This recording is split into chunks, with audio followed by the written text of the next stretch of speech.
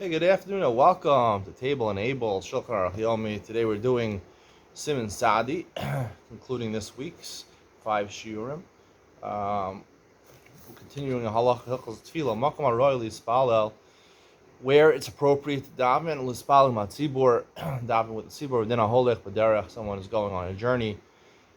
How far do you have to extend yourself to go find a minyan? Minyan seems to be one of the central themes of Judaism nowadays. Just before I start the siman, I just want to qualify that the Gemara in Brachos clearly says that davening the minyan, although it's a big maila, something which raises the status of your tefillah, it is not an obligation to daven with a minyan. That's very clear from the Gemara. You have special quote-unquote siyata d'shmaya when you daven with a minyan, but there is no obligation whatsoever to daven with a minyan. And if you prefer, you can daven v'yechidus, especially if there's a need, a necessity, daven v'yechidus, you're allowed to daven v'yechidus. Let's get into it. When you're davening, you're not supposed to stand on something. You're supposed to stand on your bed and daven. Imagine staying in bed and davening Shemona Esrei. Not on a chair, not even on a stool. Afilu einan goon gimel. Even if it's a very small thing, a very small stool, one's used for Tisha B'Av, still you shouldn't stand there and daven. Not on a high place. Unless you're old and you need the support, or you're a sick person, or you want to stand on a platform so that people should hear you. The reason you can't do this, the Gemara says, is because you're supposed to you're supposed to speak out to Hashem from the depths. So when you're standing in a low place, it's more it helps you more envision that you're calling out from the depths, from a difficult place. When you're standing on a high place, it's hard to humble yourself before Hashem.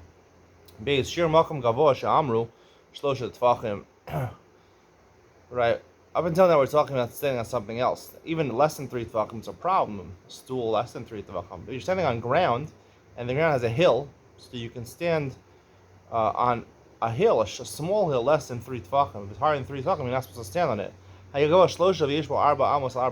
if it's 3 tvachim high, but it's a big area, that's 4 amos by 4 amos, it's like an aliyah, it's like, a hill. And you can daven there. There's a fence around it, even if it's not 4 amos, 4 amos, it's its own independent, it has walls around it.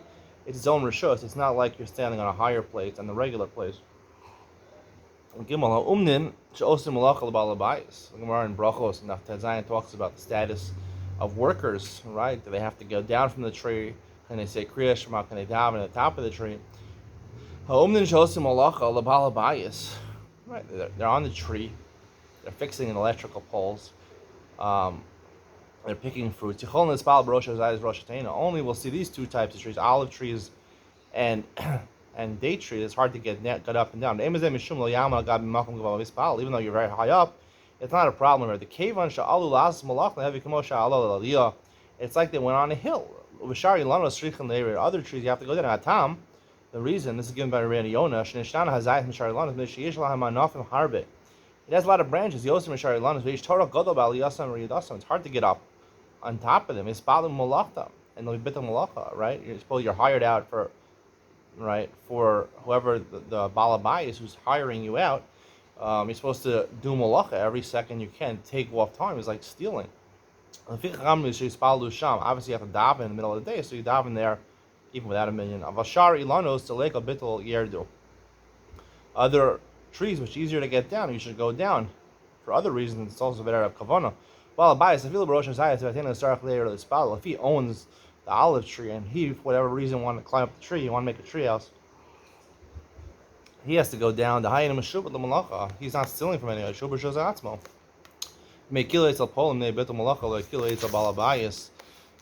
We only find that the Gemara talks about Poland, workers for somebody else. It's your own tree and you're doing your own work. There's no kulas.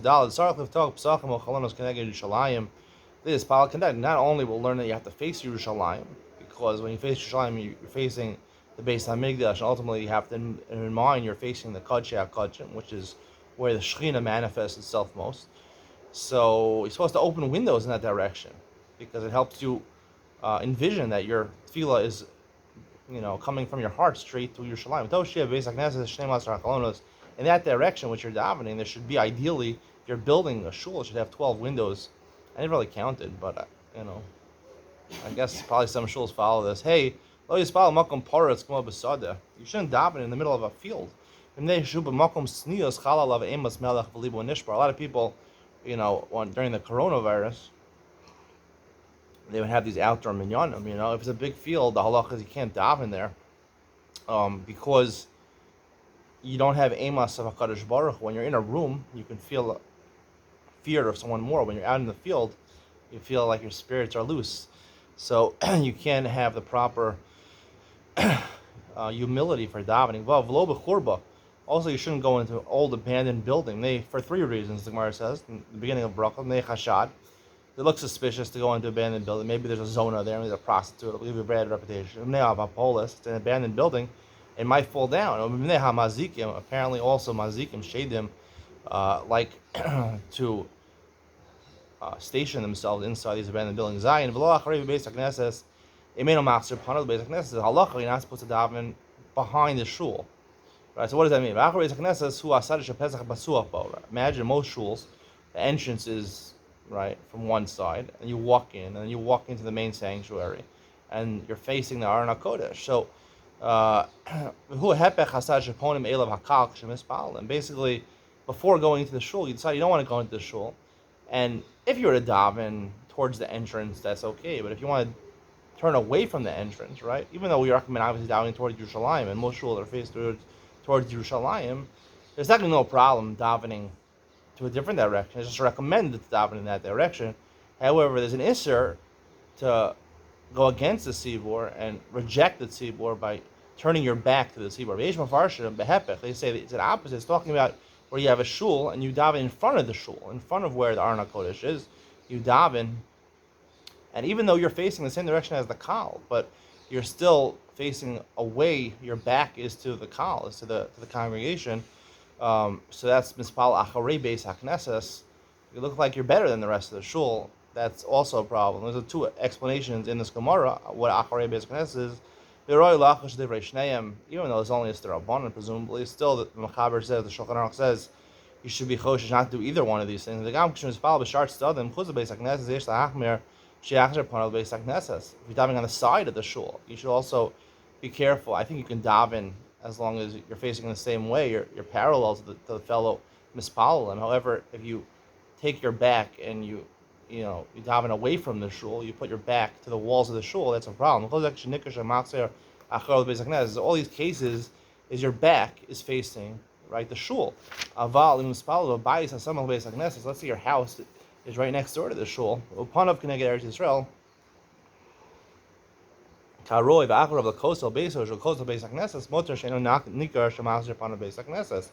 It's not discernible to anybody that you're davening with your back to the shul because you're in your own house, so that's okay. You're not supposed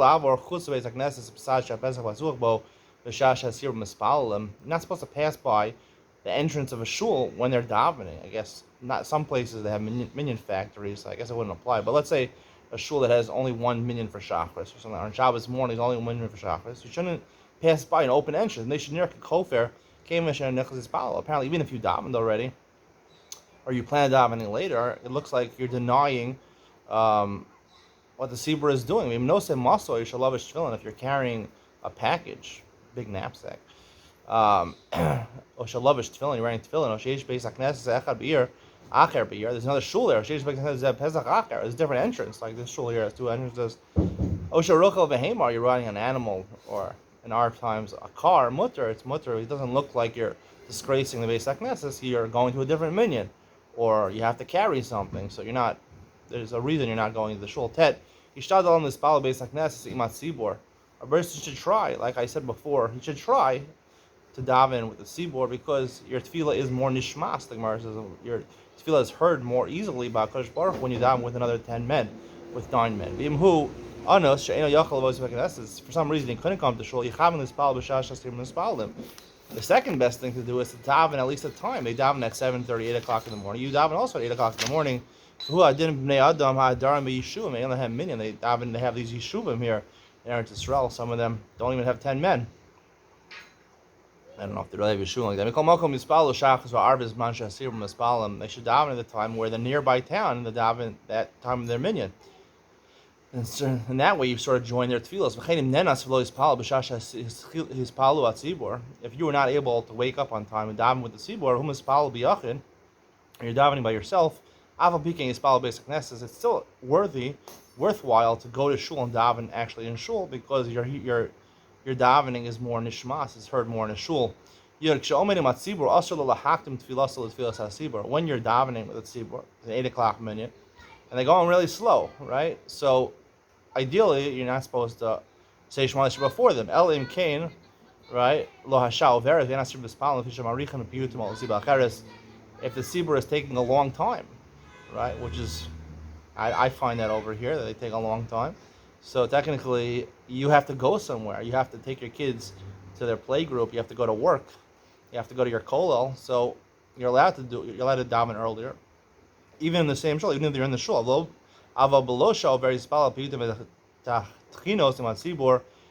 If there's no other thing mitigating factor, then you should daven these piyutim, which is basically, psuki the zimra with the sira. With Torah, even if you want to learn Torah, you still should not be parish man zibra. You should say these things along with him unless you have a pressing need. Yud Aleph, if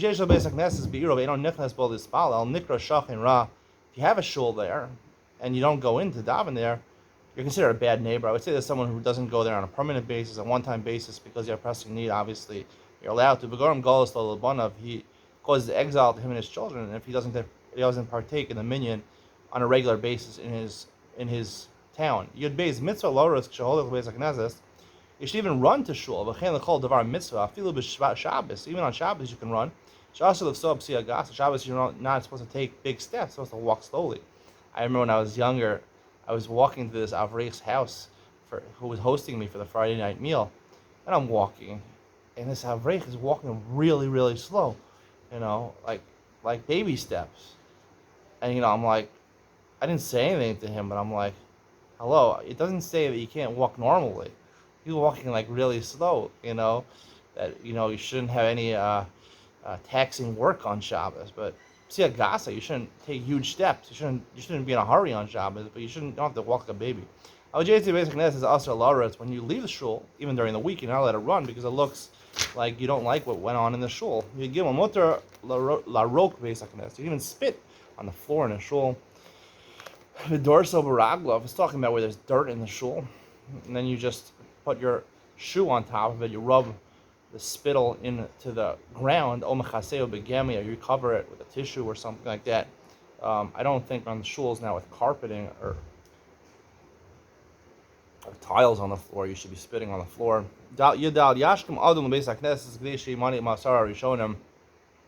Right? You should, one of the halachas is that it's a good thing to be part of the first 10 people that make the minyan. Even the minyan is a big minyan, 100 people. There's still a big milah, still a big schus, big merit that you have if you're one of the original 10 people. Let's say you're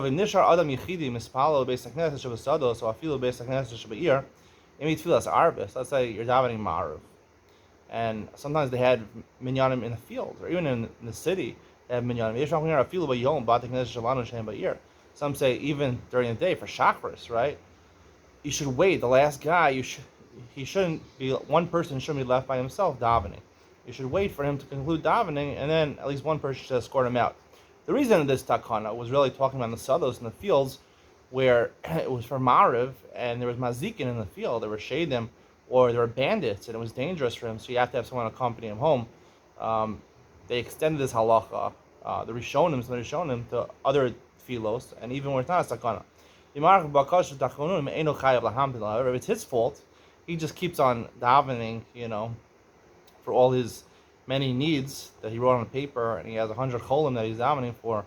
You don't have to wait for him. This is his problem. You come to a city, you want to stay overnight. Now this is hard to understand because we said before you don't have to daven with a minyan. So lashon sarich leilach hasham is hard to understand. This is a halacha from Psachim and Memvav, the Pirush Rashi, Rashi's explanation of the Gemara. So if you're in a city and you want to sleep there, so if there's a minyan within 4 milin, you're going one direction. Tomorrow you're gonna travel those another 4 mil, which let's say 4 kilometers, not 4 miles, 4 kilometers, 2 point something miles, 2.7 miles, something like that. So you should travel those 2.7 miles and go to a hotel in that place, if there's a hotel in that place, and daven Marav with a minyan over there. And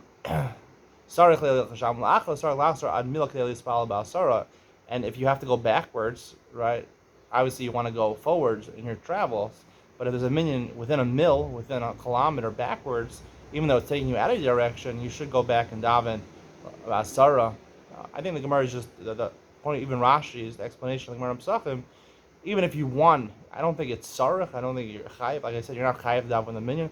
However, if you want this mila, you want your tefillah to be nishmas yoser. We'll have to discuss what that means.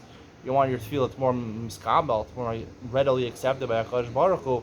This is the extent you should go. You should not push yourself more than the extent. 4 miles ahead, 4 kilometers ahead, and 1 kilometer back. It's good zayin. Meish misha omer shemikol shekain shlashkem adam leilech meir shemitzpalim ba'asara.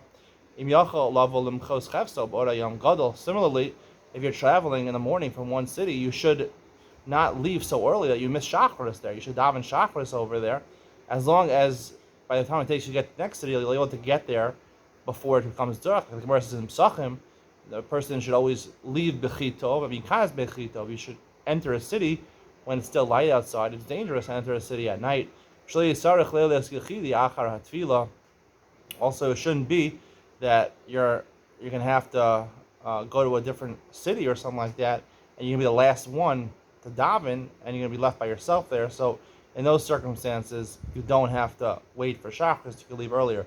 Yudchet Beis Hamedrash Kavua, not you have to. It's recommended. Yudchet Beis Hamedrash Kavua, Kodesh Yosef Beis Hakneses Beis Medrash, right, where they learn regularly. It has more kedusha than Beis Hakneses. Machlokes more Megillah, but we paskin it has more kedusha. Mitzvah is palabal Yosef Beis Hakneses, and because it has more kedusha, it's better to daven there. If you have two choices, daven in a shul where they only daven, they don't learn, and a place where they have a set yeshiva or a kollel or something like that, it's better to daven there. But Hushi is palabal Sarah, provided that the Beis Medrash also has a minyan. Hagadi the Ramah says the Yesham that feel below Sarah Adif is palabal Beis Medrash Kavualo. This is a big chiddush. The Ramah says that it's better, even if you don't have a minyan in the Beis Medrash where you learn in yeshiva, they don't have a minyan, it's better to daven there. But dafka mish toraso umnaso. The Ramah is only talking about somebody who's toraso umnaso. Do we have people that are toraso umnaso anymore? The Gemara says in Shabbos and Daf Yud that only Rabbi Shimon and Bechaver were toraso umnaso. I mean, their profession was learning Torah. We don't have that nowadays, but somehow apparently. The reason that Charedim or Potter are exempt from the draft here in Israel is because called Torah Naso. That's what the Chazon Ish turned them. He said there were 400 people Torah Naso in the time of Ben Gurion, and that's the Torah nowadays because for people in yeshiva that are learning Torah Naso, even like Gemara says there is no Torah Naso, but somehow it made it into lexicon anyway. So definition of Torah Naso, I think it's talking about the Gemara's definition of Torah Naso. We don't have that anymore. But Edom is Batal B'lav Haki. Someone who's Torah Naso, he just learns the whole day. You shouldn't do it, even if you're Torah Naso, you shouldn't be rugil. You shouldn't accustom yourself to always davening by yourself. Because people will see you, and they'll say you don't need to daven the minyan.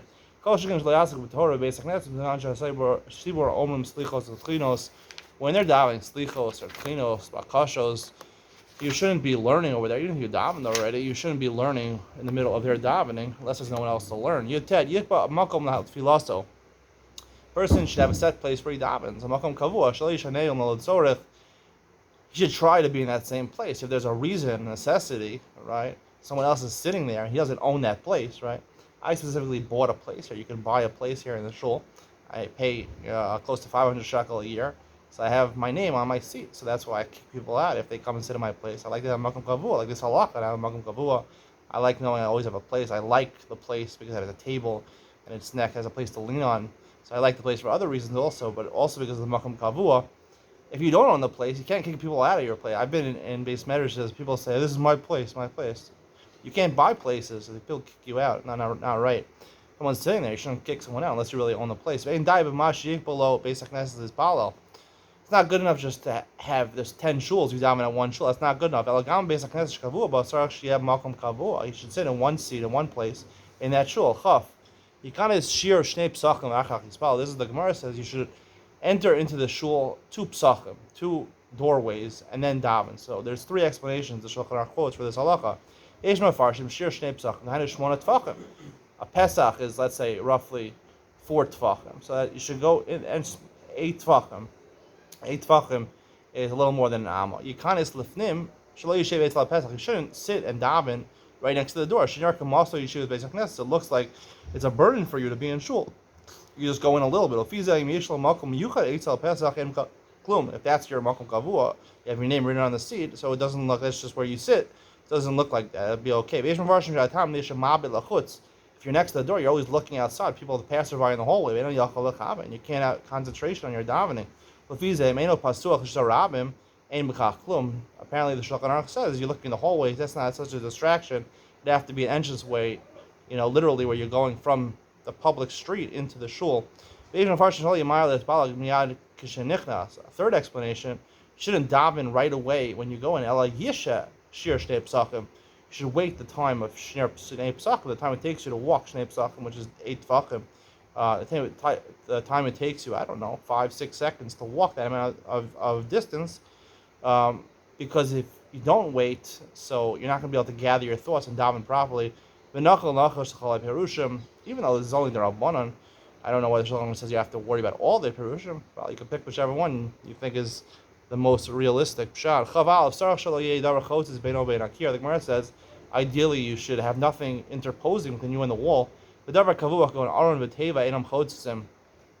there's a shelf, a bookshelf there, or there's a teva, the bima in the middle, that's not chotz. It's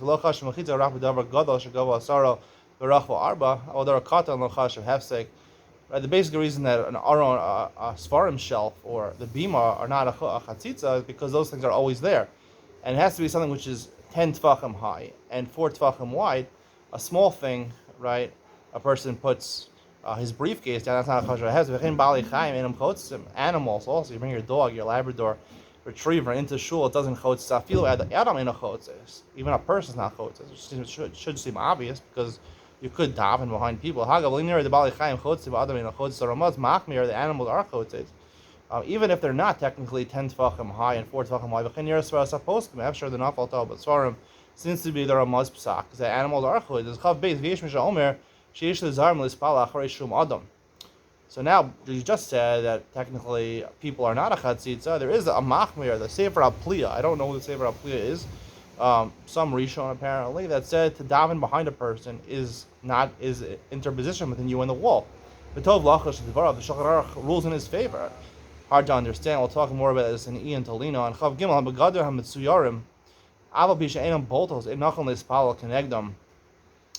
People wear all types of clothes, right? You don't always have to wear a white shirt. It's clear. You don't have to wear. I've said before. We've learned previous halachas that it's usher to say only wear white shirts, especially for a shlich tzibur to say that. Begadim mitzuyarim, people wear clothes and they have pictures on them. Alf bisha edam boltos, even though they're not sticking out the pictures. Edam nachal is pal connectem. You shouldn't daven while you're looking at someone's picture on someone's shirt. If he happens to be in the middle of Shmon Esrei, he realizes in front of him is a shirt that has, end one. I remember when I was growing up, the end one, they had those shirts, don't quit your day job or something like that. You're shooting bricks, don't quit your day job or something like these comments you'd say to people when you were beating them in basketball. And had this big muscular guy holding a basketball. I guess that would be something that would be artistic picture. You should close your eyes, right? Have that on the wall. Some shuls have nice pieces of nice pictures on the wall. I haven't really seen this so much on the walls of the Beis HaKnesses. They have artwork. I don't know. You shouldn't make pictures in the Sidurim that you use. All the reason for all these things is because you're going to get so attracted to this artwork and you're going to forget about your kavanah for davening. Also, things where the pictures are of lewdness. You see men and women together doing I don't know, sexual acts. I don't know. You can't even sit among people in a shul. People are sitting there with shirts like that. There are shirts like that. You shouldn't even go into the shul, apparently. The Mishnah Berurah is the reason. I feel a besa also. You shouldn't bring an abomination into your house. This is a Jewish Harash, not from the Gemara. You have a Rebbe, and according to most poskim, it's talking about a Rebbe Muvak, meaning you learn most of your Chachma, your wisdom from it. Hard to find nowadays. You shouldn't daven next to your Rebbe, and not behind your Rebbe, and not in front of your Rebbe. All these reasons, you look like either you're better than your Rebbe, or it looks like if you're behind, you're davening to your Rebbe, not to HaKadosh Baruch Hu, or you're equal to your Rebbe, and if you're on the side, it's only talking about if you daven by yourself. But Tzibur im kach would say the shivaso. If that's where his seat is, next to his Rebbe, ein lachash mispal in front of achorav, daven in front of him or after him is okay. Even though it's a good thing to be machmer, even if you're in a Tzibur, the minhag is to be mekel, because not every Rebbe sits in the Rosh Hashiva. There's only one Rosh Hashiva. There could be a lot of rabbanim in the shul. And even if you want to be machmir, right, be a chidus, it's not a minyan, and it's not your makom kavua. If you didn't say 4 amos, that's not called next to your Rebbe, or behind your Rebbe, or in front of your Rebbe. I am your deis min reish mevesiv ted zayin. Chavhei atamu chaver mutal ispal acharei rabo. If you're a big talmud of your Rebbe, that you already are a Rebbe yourself, right? So then there's no halacha of davening behind your Rebbe, because you have your own status. It doesn't look like you're tafel or subordinate to your Rebbe. Chavav kamakom shein korin bo kriya shma mispal bo. We learned a lot of hilchos Kriya Shema. Places you're not allowed to say Kriya Shema. Same halachas apply by tefillah. Kshen shema chikim misoa b'tefillah. Misoa meiraglayim reach ra. You have to distance yourself from excrement, urine, a bad smell. I mean, a mace.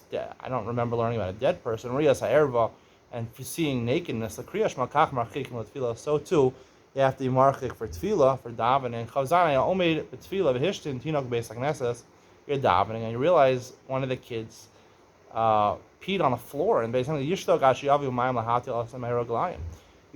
be silent because there's urine in front of you. Now, presumably we're talking about within your dalit amos, otherwise you don't have to be machbid. It doesn't smell bad, urine, so you have to bring water, or revius of water, to mavatel, to nullify the meraglayim. Oh, you halach in front of arba amos of the even if you're middle shmona esrei, we're going to learn you're allowed to walk, you're allowed to move. You're not allowed to move for no reason, but if you have a reason, you can move to make sure you're 4 amos away from the urine. Oh, yes, so. Or you can even leave the shul and daven and finish davening. It's better, instead of being quiet. There's two pieces of advice: either be quiet or move. It's the Mirama rules. It's better to move. If you're quiet, and it takes a long time for them to bring water to Mavatal or to clean up the urine, so it could be your mashak de ligmaras kula. The time it takes for you to daven all Shemona Esrei, it could be 5 minutes. And then you have to go back to the beginning of Shemona Esrei, and we don't like to do that because that makes all the brachos that you said are brachos of Atolos. So therefore, it's better to move a little bit, even though contrary to what we think, you can never move in Shemona Esrei. We're going to see a lot of times you're middle of Shemona Esrei, even though technically for no reason you should view yourself as in front of a king, in front of the King of Kings. Still, in this instance and other instances, we'll see you can move in order to be in a better place. You can continue your Shemona Esrei. That's the conclusion of today's shir. It was a long shir. Chav Zayin Sifim. We did a pretty 28 minutes. And stay tuned for Ian and Talina, and we'll talk more about this halacha of davening in the presence of artistic work. Not in the Gemara. Is it true? Not true? See you there. Bye.